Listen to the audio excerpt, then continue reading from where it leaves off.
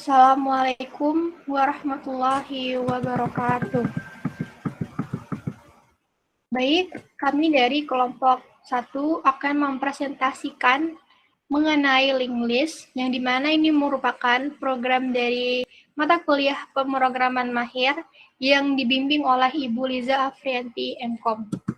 Nah, adapun anggota dari kelompok 1, yakni ada Eka Sinta Perlia, saya sendiri, lalu ada Irna Syahputri, ada Mita Trileoni, yang dimana kami berasal dari kelas DIV 3D. Nah, adapun daftar isinya yang pertama yakni linked list, yakni ada single linked list dan double linked list, lalu ada contoh program linked list, yang ketiga ada contoh program stack, implementasi stack menggunakan linked list, lalu ada contoh program queue, implementasi queue menggunakan linked list. Nah, di sini yang pertama yakni linked list, yakni single linked list dan double linked list. Nah, apa itu linked list? Linked list itu merupakan desain tempat penyimpanan data yang terdiri dari node-node atau simpul-simpul yang saling terhubung, di mana setiap node dihubungkan elemen lain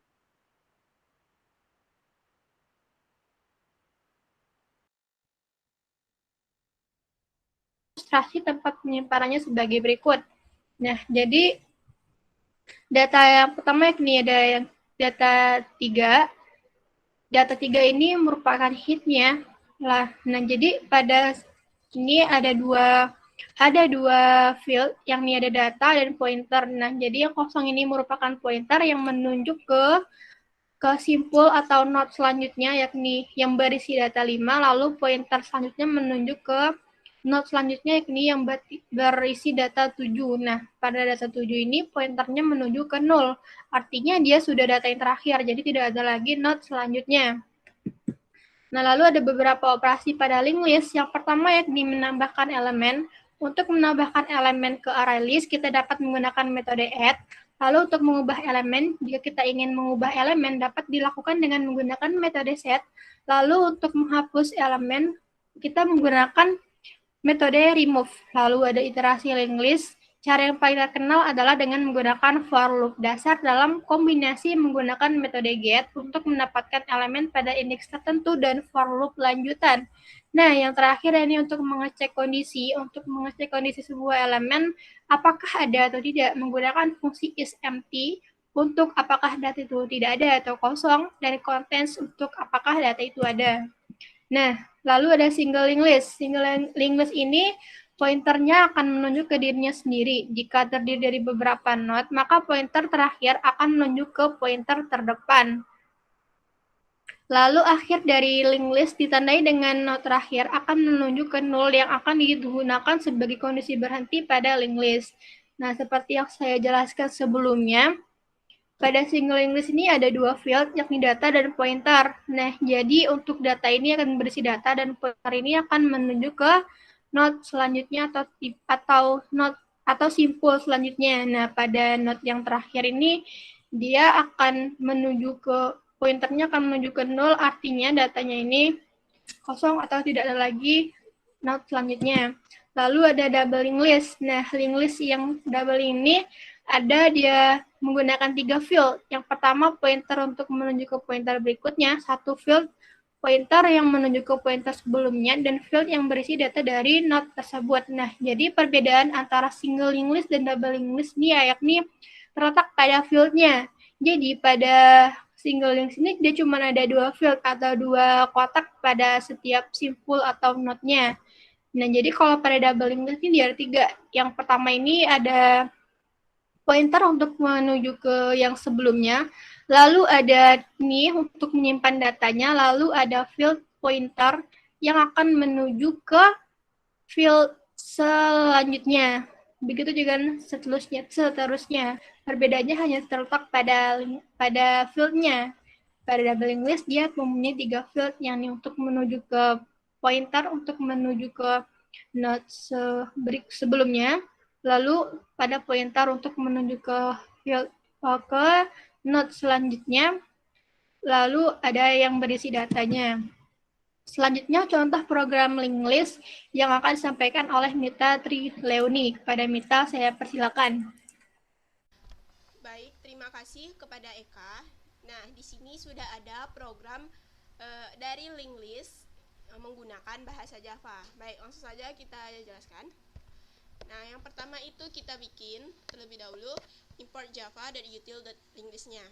Nah, kemudian kita bikin kelasnya, di mana kelas ini saya beri nama siswa. Nah, dilanjutkan dengan membuat PSVM-nya. Selanjutnya, buat instan dari linked list tersebut, di mana linked list ini kita gunakan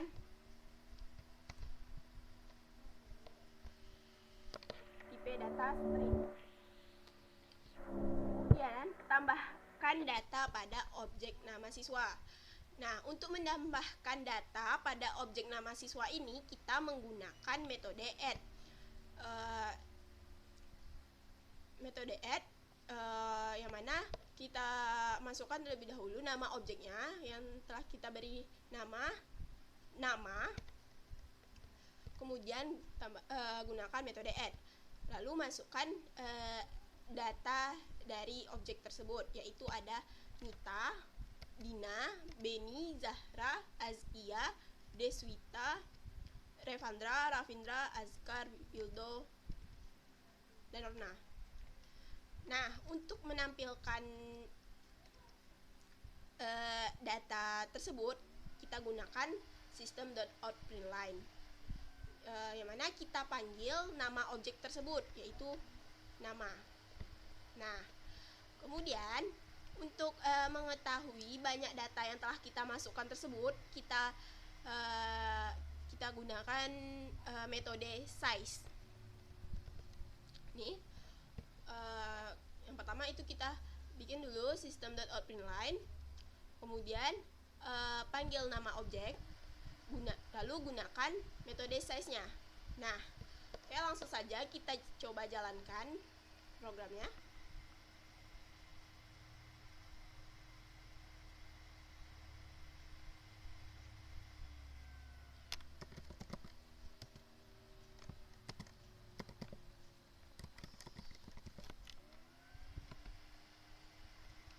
Sorry.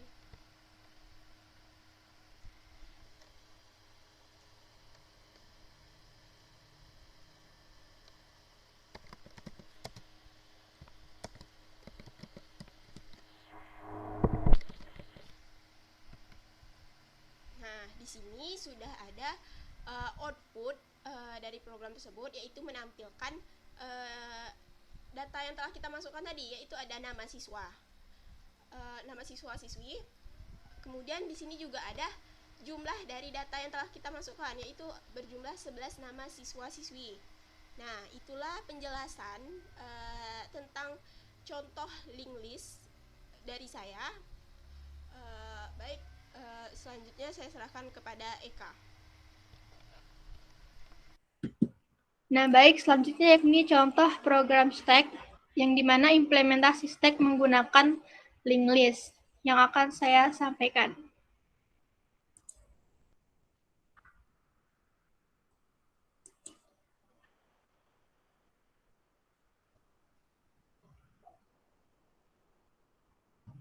Nah, jadi di sini kita import yang pertama yakni kita import static java length system.exit, lalu kita beri nama kelasnya ini dengan nama class main, lalu kita bikin fungsi untuk node-nya, kita beri nama fungsi node yang dimana dia akan ada berupa data dengan kita deklarasi variabel dengan tipe datanya in dengan nama data, lalu kita deklarasi juga reference variabel untuk node-nya.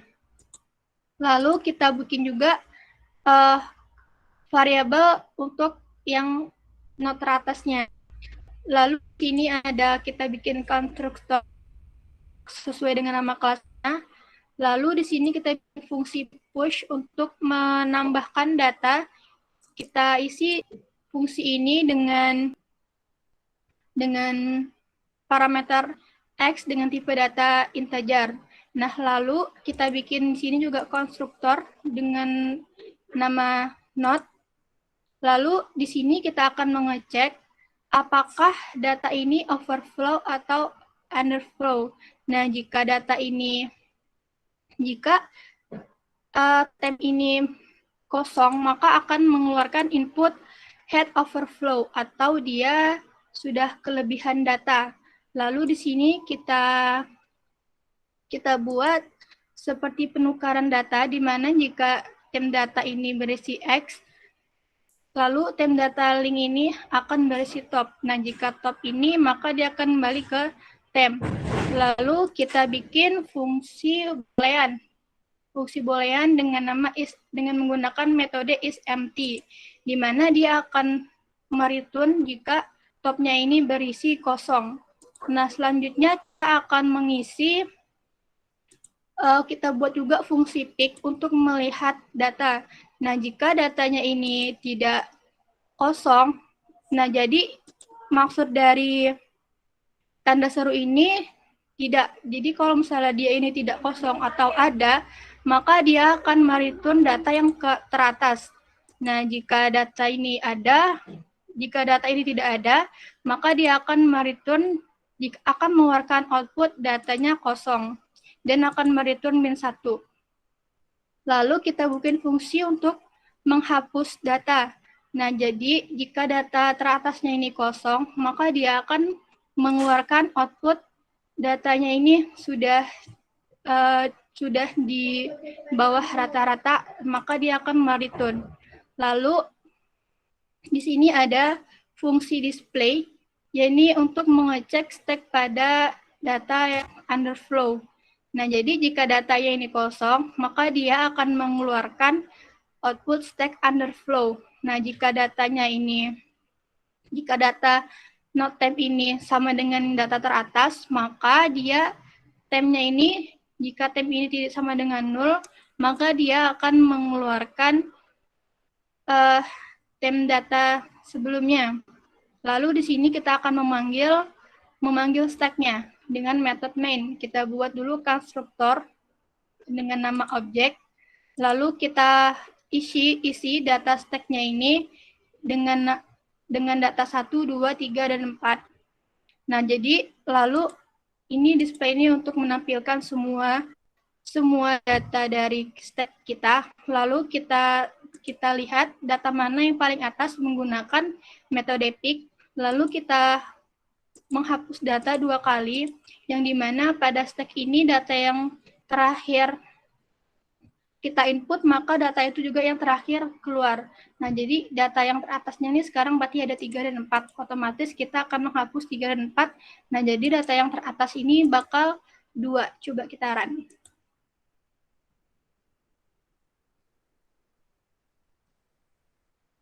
Nah, benar ya. Jadi data yang pertama ini 4, karena data pada stack ini yang pertama masuk, dia yang terakhir keluar. Jadi yang terakhir ini maka yang menjadi pertama. Otomatis ini ada 4, 3, 2, dan 1.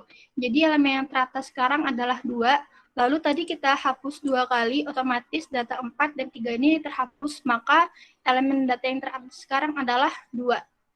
Baik, itu saja yang dapat saya sampaikan. Selanjutnya saya serahkan kepada Irna Syahputri. Kepada Irna, saya persilahkan. Baik, terima kasih Eka. Baiklah, di sini saya akan menjelaskan contoh program queue dengan menggunakan linked list.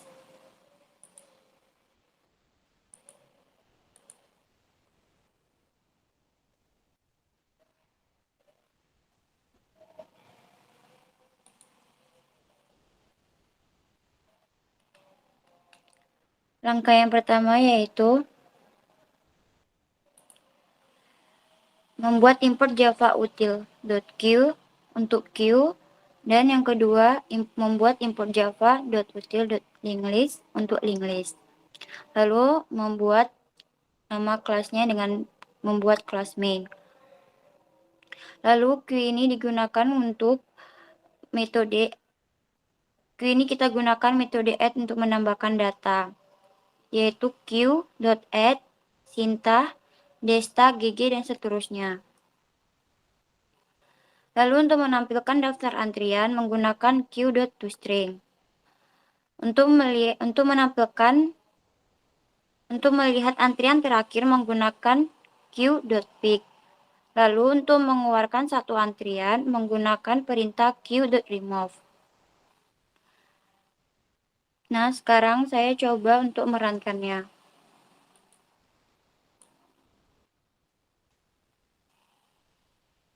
Nah, inilah hasil outputnya. Selanjutnya saya serahkan kepada Eka. Baik, terima kasih kepada Irna. Nah, itulah dia penjelasan mengenai linked list dan contoh-contoh programnya. Jika ada kesalahan, saya mohon maaf karena sesungguhnya kesempurnaan hanyalah milik Allah Subhanahu wa taala dan kesalahan datangnya dari diri kami sendiri. Wabillahi taufiq wal hidayah. Assalamualaikum warahmatullahi wabarakatuh.